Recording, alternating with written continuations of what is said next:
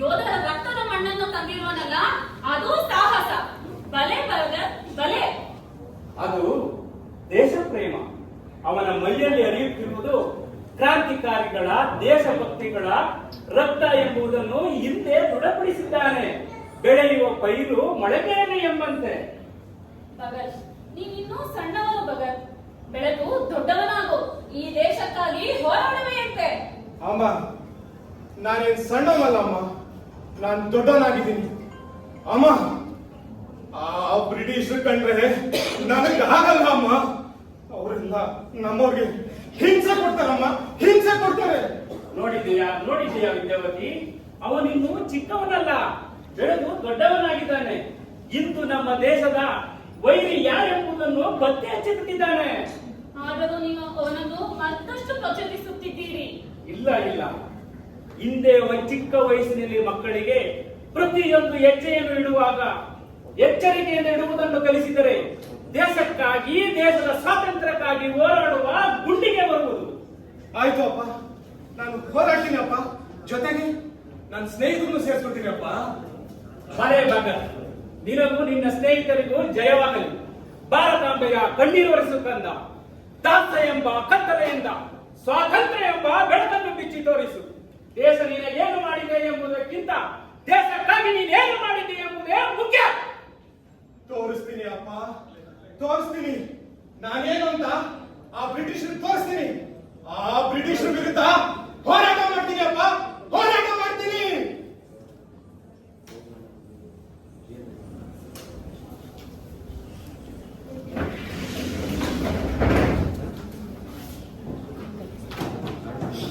ಯಾರು? ಓ ರಾಮ್ ಪ್ರಸಾದ್, ಬನ್ನಿ. ನೀವು ಬರೋದನ್ನೇ ಕಾಯ್ತಾ ಇದ್ದೆ. ನೀವು ಬರುವಾಗ ಯಾರು ನೋಡ್ಲಿಲ್ಲ ತಾನೆ? ಇಲ್ಲ, ಯಾರು ನೋಡ್ಲಿಲ್ಲ. ನಾವು ಜಾಗರೂಕತೆಯಿಂದ ನೋಡ್ಕೊಂಡೇ ಬಂದ್ವಿ. ಸರಿ, ಹಾಗಾದ್ರೆ ಇನ್ನು ಭಗತ್, ರಾಜ್ಗುರು, ಸುಖದೇವ್ ಎಲ್ಲ ಬರೋದಿದೆ. ಅವರೆಲ್ಲ ಬಂದ್ಮೇಲೆ ಒಟ್ಟಿಗೆ ಮಾತಾಡೋಣ. ನಿಮ್ಗೆ ಗೊತ್ತಾ ರಾಮ್ ಪ್ರಸಾದ್, ಈಗಾಗಲೇ ಬ್ರಿಟಿಷ್ ಅಧಿಕಾರಿಗಳು ಮತ್ತೆ ಪೊಲೀಸರು ನಮ್ಮ ಸ್ಥಳಗಳನ್ನ ಹುಡುಕೋದಕ್ಕೆ ಪ್ರಾರಂಭಿಸಿದ್ದಾರೆ. ನಾವೆಲ್ಲ ತುಂಬಾ ಎಚ್ಚರಿಕೆಯಿಂದ ಇರಬೇಕು. ಹೌದು, ಪ್ರತಿ ಹೆಜ್ಜೆನೂ ಎಚ್ಚರಿಕೆಯಿಂದ ಇರಬೇಕು. ಯಾರದು? ಓ ಭಗತ್, ಬನ್ನಿ. ಸಚಿತ್ರ, ಬನ್ನಿ. ಸುತ್ತೆ, ಬನ್ನಿ ಒಳಗೆ. ನಿಮ್ಮನ್ನೆಲ್ಲ ನೋಡಿ ಎಷ್ಟು ದಿನಗಳಾಗೋಯ್ತು. ಹೌದು ಗೆಳೆಯರೆ, ನಾವೀಗ ಪೊಲೀಸರು ಕಣ್ ತಪ್ಪಿಸಿ ಓಡಾಡ್ತಿರೋದ್ರಿಂದ ಸಿಗೋದು ಬಹಳ ಅಪರೂಪ ಆಗಿದೆ. ಹೇಗಿದ್ದೀರಿ ಪಂಡಿತ್ಜಿ? ಹೇಗಿದ್ದೀರಿ ರಾಮ್ ಪ್ರಸಾದ್? ಚೆನ್ನಾಗಿದ್ದೀವಿ. ನಮ್ಗೆಲ್ಲ ನಿಮ್ಗೆ ಚಿಂತೆ ಗೆಳೆಯರೆ. ನಿಮ್ಗೆ ನಮ್ಮ ಚಿಂತೆ, ನಮಗೆಲ್ಲ ನಿಮ್ಮ ಚಿಂತೆ. ಹೌದು ಗೆಳೆಯರೆ, ನಮ್ಮೆಲ್ಲರ ಪರಸ್ಪರ ಚಿಂತೆಗಳು ಸಹಜ. ಏಕೆಂದರೆ ನಾವೆಲ್ಲರೂ ಒಂದೇ ಹಾದಿಯಲ್ಲಿ ಸಾಗುತ್ತಿರುವವರು. ಸರಿ, ಬನ್ನಿ ಒಟ್ಟಿಗೆ ಕೂತ್ಕೊಂಡು ಮುಂದಿನ ಕಾರ್ಯಕ್ರಮಗಳ ಬಗ್ಗೆ ಚಿಂತಿಸೋಣ. ಹೌದು,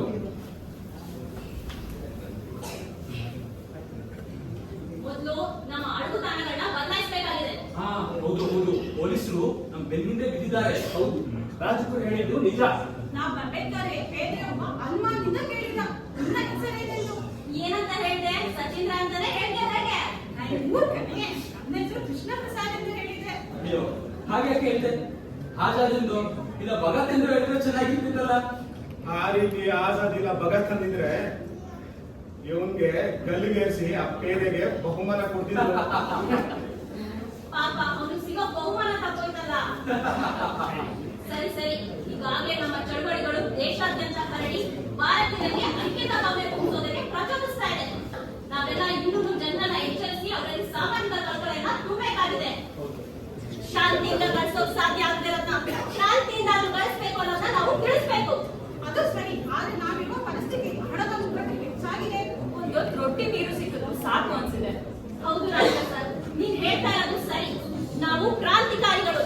ನಮ್ಗೆ ಹಸಿವು, ನಿದ್ದೆ, ಬಾಯಾರಿಕೆಗಳ ಅವಶ್ಯಕತೆ ಬಹಳ ಇದೆ. ಹೌದು, ನಾವು ಒಂದೇ ಹಡಗಿನಲ್ಲಿ ಪ್ರವಾಹದ ವಿರುದ್ಧ ಹೋರಾಟ ನಡೆಸುತ್ತಿರುವವರು. ಆದ್ರೂ ನಮ್ಮೆಲ್ಲರ ಗುರಿ ಒಂದೇ.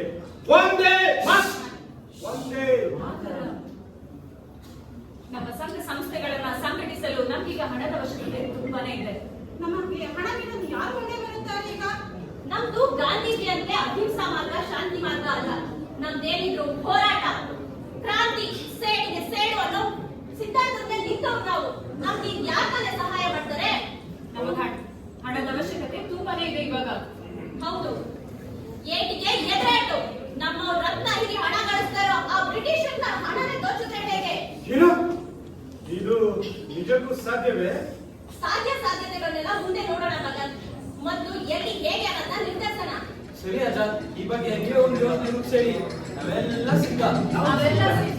ಸರಿ, ಹಾಗಾದ್ರೆ ಇನ್ 2 ತಿಂಗಳಲ್ಲಿ ಹರ್ದೋಯಿಂದ ಲಕ್ನೋ ಹೋಗ್ತಾರ ರೈಲಿನಲ್ಲಿ ಖಜಾನೆ ಸಾಗಿಸ್ತಾ ಇದ್ದಾರೆ. ಅದಕ್ಕೆ ಬ್ರಿಟಿಷ್ ಪೊಲೀಸರು ಕಾವಲಿರ್ತಾರೆ. ನಾವ್ ಹೇಗಾದ್ರೂ ಮಾಡಿ ಆ ಖಜಾನೆನ ಲೂಟಿ ಮಾಡಿದ್ರೆ ಸದ್ಯಕ್ಕೆ ನಮ್ಗಿರೋ ಹಣದ ತೊಂದರೆ ನೀಗುತ್ತೆ. ಹೌದು.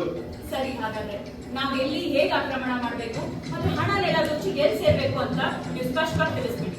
ಸರಿ, ಬನ್ನಿ ಎಲ್ಲರೂ.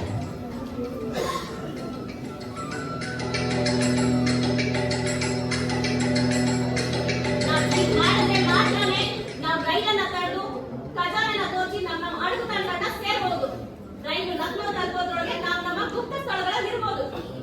ಸರಿ, ನಾವಿನ್ನು ಹೊರಡೋಣ. ಸರಿ, ನಾವಿನ್ನು ಹೊರಡ್ತೀವಿ. ನಿಮ್ಮ ಮುಂದಿನ ಯೋಜನೆಗಳನ್ನ ತಿಳಿಸಿ. ಸರಿ, ನಾಳೆ ಸಂಜೆ ಒಳಗೆ ನಮ್ಮ ದೇಶಭಕ್ತ ಗೂಢಚಾರರು ನಿಮ್ಗೆಲ್ಲ ಸುದ್ದಿ ಮುಟ್ಟಿಸ್ತಾರೆ. ಎಲ್ಲರೂ ಸಿದ್ಧರಾಗಿರಿ. ಸರಿ, ಬರೋಣ.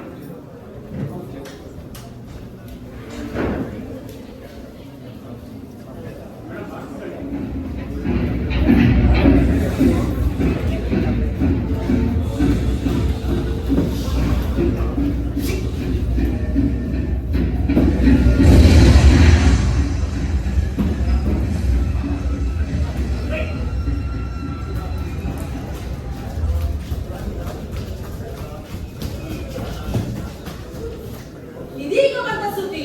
ಹರ್ದೋಯಿಂದ ಲಕ್ನೋಗೆ ಹೊರಟಿದ್ದ ರೈಲಿನಲ್ಲಿ ಕ್ರಾಂತಿಕಾರಿಗಳು ಖಜಾನೆಯನ್ನು ದೋಚಿದ್ದಾರೆ ಮತ್ತು 4,000 ರೂಪಾಯಿ ಹಣಗಳನ್ನು ಕಬಳಾಯಿಸಿದ್ದಾರೆ.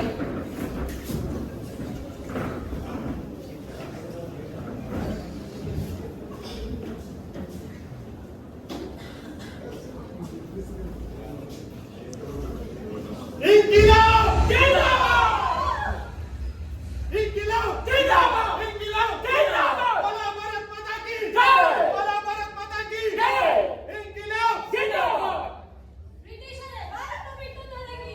ಬ್ರಿಟಿಷರೇ, ಭಾರತ ಬಿಟ್ಟು ತೊಲಗಿ! ಬ್ರಿಟಿಷರೇ, ಭಾರತ ಬಿಟ್ಟು ತೊಲಗಿ! ಬ್ರಿಟಿಷರೇ, ಭಾರತ ಬಿಟ್ಟು ತೊಲಗಿ! ಬ್ರಿಟಿಷರೇ, ಭಾರತ ಬಿಟ್ಟು ತೊಲಗಿ! ಕೋಟಿಕೇಶ್ವರ ದತ್ತ, ನಾವು ಎಸ್ತ ಬಾಂಬು ಆ ಬ್ರಿಟಿಷ್ ಎದೆನ ಸೀಳ್ಬಿಟ್ಟು ಬಾಂಬ್ ಹಾಕಿದಾಗ ಅವ್ರ ಎದೆ ನಡುಗೋಯ್ತು. ಆ ಗಿಡಗಳಿಗೆ ಈಗಾಗಲೇ ಚಳಿಗಾಲ ಬಂದಿರುತ್ತಲ್ವಾ? ನಿಜ ನಿಜ. ಈ ಮಸೂದೆ ಜಾರಿಗೆ ಬರೋ ಮುಂಚೆನೆ ನಾವು ಬಾಂಬ್ ಸಿಡಿಸಿದ್ದು ಒಳ್ಳೇದಾಯ್ತು. ಇಲ್ಲ ಅಂದಿದ್ರೆ ಈ ಬ್ರಿಟಿಷರು ನಮ್ಮ ಹಕ್ಕುಗಳನ್ನ ನಮ್ಗೆ ಯಾವತ್ತೂ ಕೊಡ್ತಾ ಇರ್ಲಿಲ್ಲ. ಈ ಕಾಯ್ದೆಯಿಂದ ಯಾರಿಗೂ ಅನುಕೂಲ ಇಲ್ಲ. ಆ ದೂತ ವೈಸ್ರಾಯ್ ನಮ್ಮ ಹಕ್ಕುಗಳನ್ನ ನಮ್ಗೆ ಸಿಗರ ಹಾಗೆ ಮಾಡ್ತಿದ್ದ. ಹೇಗಿದ್ರು ಬಾಂಬ್ ಹಾಕಿ ಈ ದೇಶದ ಜನರ ಗಮನ ಸೆಳೆದಂಗಾಯ್ತು. ಜೊತೆಗೆ ನಮ್ಮ ಹೋರಾಟದ ಫಲ ಏನು ಅಂತ ತೋರಿಸ್ದಂಗಾಯ್ತು ಅಲ್ವಾ? ಹಾ, ನಮ್ ಜನರಿಗೆ ಈಗ ಅರ್ಥ ಆಗಿರುತ್ತೆ ಕ್ರಾಂತಿಕಾರಿಗಳಂದ್ರೆ ನಿಜವಾದ ಸ್ವಾತಂತ್ರ್ಯ ಹೋರಾಟಗಾರರು ಅಂತ. ಬನ್ನಿ, ಬನ್ನಿ, ಇಲ್ಲೇ ಇದ್ದೇವೆ. ಬನ್ನಿ ಬನ್ನಿ, ಎದುರು ಹೋರಾಟಕ್ಕೆ ನಾವೇನು ಹೇಳಿಗಳಲ್ಲ. ಭಾರತ ಮಾತೆಗೆ ಸದಾ ಪ್ರಾಣ ಕೊಡಲು ಸಿದ್ಧರಿರೋ ಸಿಂಹಗಳು ನಾವು. ವಾ ವಾ ವಾ, ಎಷ್ಟು ಧೈರ್ಯವರಿಗೆ ಹೆದರಿಕೆ ಇಲ್ಲದೆ ಹಾಗೆ ನಿಂತಿದ್ದಾರೆ. ಹೇ, ಬೇಗ ಬೇಗನೆ ಹಿಡಿದುಕೊಳ್ಳಿ.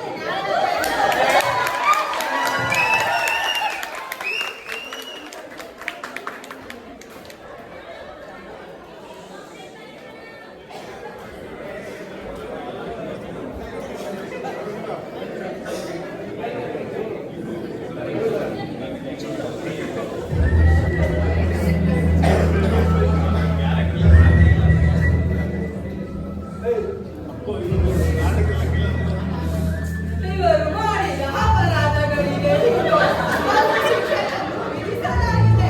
ಇವರ ಆರೋಪವನ್ನು ಸಾಬೀತಾಗಿದೆ. ಇವರ ಅಪರಾಧಗಳನ್ನು ತಿಳಿಸಿ ಹೇಳಿ. ದೇಶದ್ರೋಹದ ಕ್ರಾಂತಿಕಾರಿ ಸಂಘಟನೆಗಳನ್ನು ನಮ್ಮ ಕಂಪನಿ ಸರ್ಕಾರದ ವಿರುದ್ಧ ಮಾಡಿರುತ್ತೀರಿ. ನಮ್ಮ ಅಧಿಕಾರಿಗಳನ್ನು ಕೊಂದ ಅಪರಾಧಗಳು, ಬಾಂಬ್ ತಯಾರಿಕೆ, ಹರ್ದೋಯಿಯಿಂದ ಲಕ್ನೋಗೆ ಹೊರಟಿದ್ದ ರೈಲಿನಲ್ಲಿ ಖಜಾನೆಯನ್ನು ಲೂಟಿ ಮಾಡಿ ಹಣಗಳ ಸಭೆಯಲ್ಲಿ ಬಾಂಬನ್ನು ಎಸೆದದ್ದು ಇತ್ಯಾದಿ ಆರೋಪಗಳೆಲ್ಲವೂ ಈ ಮೂವರು ಮಾಡಿರುವುದು ಸಾಬೀತಾಗಿರುವುದರಿಂದ ಮುಖ್ಯ ನ್ಯಾಯಾಲಯದ ನ್ಯಾಯಾಧೀಶರು ಫಾಶಿ ಶಿಕ್ಷೆಯನ್ನು ವಿಧಿಸಿರುತ್ತಾರೆ. ನಿಮ್ಮಗಳೆಲ್ಲರ ಕೊನೆಯ ಆಸೆಗಳೇನಿದ್ದು ನಮಗೆ ತಿಳಿಸಿಬಿಡಿ.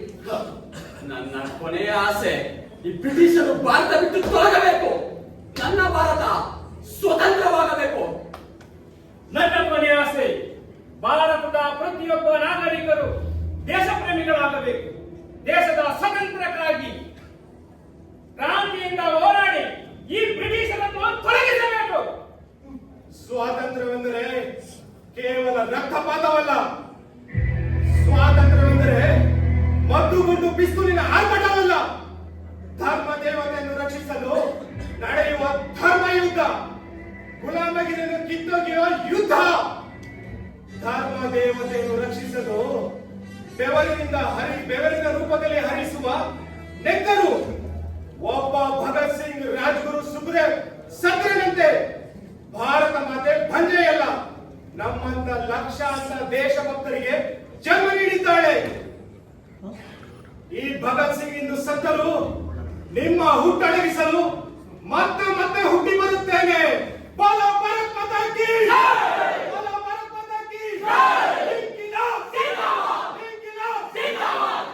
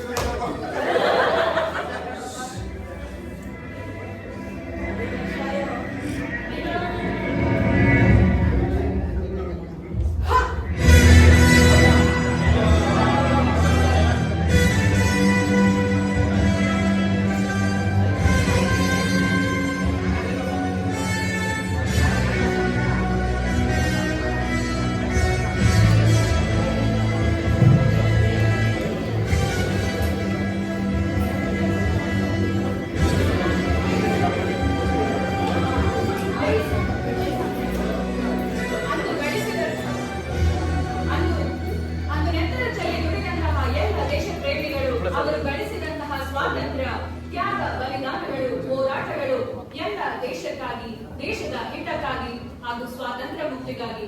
ಹಾಗಾಗಿ ಈ ದಿನ ಎಲ್ಲ ಹಿರಿಯ ಹುತಾತ್ಮರನ್ನ ನೆನೆಯುತ್ತಾ ದೇಶವನ್ನ ಉಳಿಸಿ ಬೆಳೆಸಿಕೊಳ್ಳೋಣ. ಬಂಕಿಂ ಚಂದ್ರ ಚಟರ್ಜಿಯವರು ಬರೆದಂತಹ ವಂದೇ ಮಾತರಂ ಗೀತೆ ಎಲ್ಲ ದೇಶ ಪ್ರೇಮಿಗಳನ್ನು ಹಾಗೂ ಎಲ್ಲ ಸ್ವಾತಂತ್ರ್ಯ ಹೋರಾಟಗಾರರನ್ನ ಹುರಿದುಂಬಿಸಿತು. ವಂದೇ